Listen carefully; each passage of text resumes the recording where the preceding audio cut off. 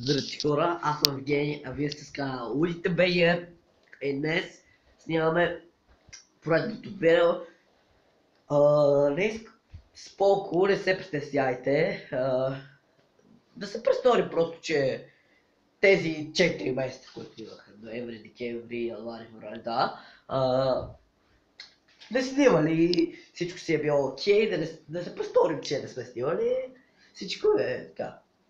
Окей, вече ще съобща на Google на добрата новина, че вече имаме стария канал, защото го бяхме забрали първото и всичко се обърка. Станаха едни телефони, едни разбори, не ми се говори. Та това исках да ви кажа, че се завръщаме вече и всичко ще бъде по-старо. И естествено някой ще ми звъня по скайпа, но няма да му вдигна. Защото ще му вдигна и ще му слуша. Чакайте. Ало, кажи! Кажи! Аз ти звъня, че тебе те нямаш. Сега идва. Добре. Да, то са... Да, завръщаме се. Ще кажем в два канала вече, другия ще го скинете в описанието, ако искате. Това беше. Исках само да ви кажа, че се завръщаме и да бъдете весли, тези, които са сабскрайбърали за нас, защото пак ще качваме.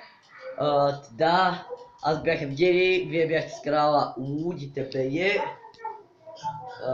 Между другото, ето този клип бяхме събрали 132 вюса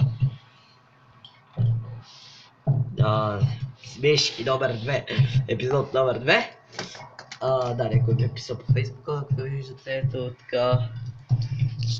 На мен не са ми важни, мисля, че и на Георги лайкове.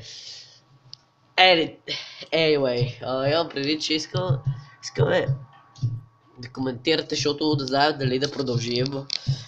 Между другото вече ще има и гейм клипчета. Така че аз бях Евгений. Ще скинете другия канал в описанието, естествено, както казвам за миналия път вече. Харесайте, коментирайте, абонирайте се за нас, естествено, ако искате, ако искате, не го правете. Казах ви лайкове, не ви интересуват тези неща. Искаме комент, за да видим какво, дали ви харесва, дали ви не ви... Anyway. Разбрахте, аз бях Евгений, вие си бяхте с канала Лудите БГ, който се завръща. И до следващият път.